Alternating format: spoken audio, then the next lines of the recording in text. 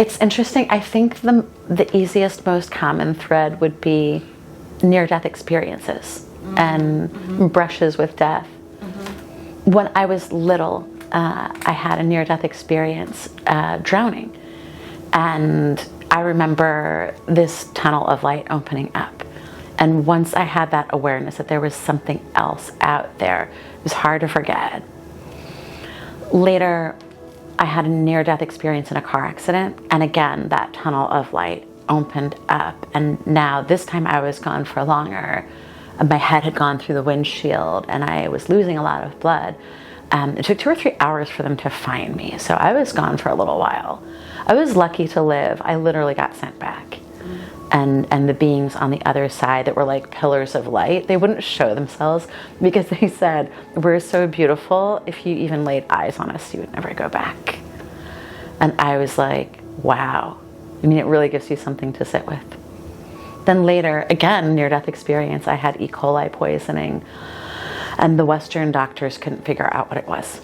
They didn't even really seem to care. Like, they would just stick you with needles and draw blood and put you through machines. And if none of that could figure out what was your problem, then you didn't have a problem.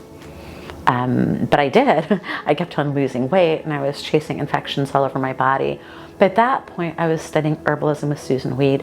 I was working at a biodynamic farm in upstate New York here. So beautiful, like black dirt territory. And I was loving my internship with Susan Weed. That tradition is a lot, like the wild woman tradition. She's not playing. She's the real thing. So you go and you live on a rock pit in Saugerties. She has you walking barefoot in the snow and the ice. And believe it or not, eventually your feet really do get used to it. And you get acclimated to this like wild way of living.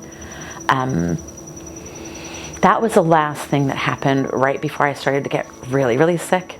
And that's when I started kind of having like a long ayahuasca experience, ayahuasca-like experience, because it's a long near-death experience. But instead of it being like 4 to 6 hours, it was like 2 years of going back and forth and getting closer and closer to the spirit world. And that's when I knew that I had to get some help, you know, from a medicine man or a medicine woman if I could find one. But Susan didn't have much to say about what was going on with me. You know, she was focused on doing her thing. She isn't like a one-to-one healer. She's an herbalist, right? So she gives the formulas for healing from cancer. She gives the formulas for, you know, birthing, and that's wonderful, right? But I needed someone to figure out what was wrong with me. And so that's where things started to get really supernatural. That's when I went to Albuquerque and all of the synchronicities just unfolded on their own. You know, it's like spirit opened up the doors to help me to live and to heal. But it was Native American traditions that healed me. I mean, I remember that my grandmother had said that there were people of power in our family in past generations, but she said that with the conquest, I don't think she put it that way, the conquest, right? But she said that our people had like suffered all of this trauma and that we weren't like what we used to be and we had kind of lost our way. So I had to go and re-find my Native American traditions. But it's kind of like in a lot of religions, the matriarch in your family determines the flavor of the entire household. So, you know, we'll have people who are full-blood Native American or who have darker skin than me or who present looking more Native. They might not speak their language. They might not have ever been in a sweat lodge or have any Native culture, but they look Native and they'll say that I'm not Native and that they are. So all of these things are a part of the conquest and what like the government did to our minds to make us racist against each other. But in fact, my grandmother was full-blood Native American. But again, like the Native Americans I discussed, she had lost her culture. So the fact that her skin was darker almost didn't matter because she didn't have her culture.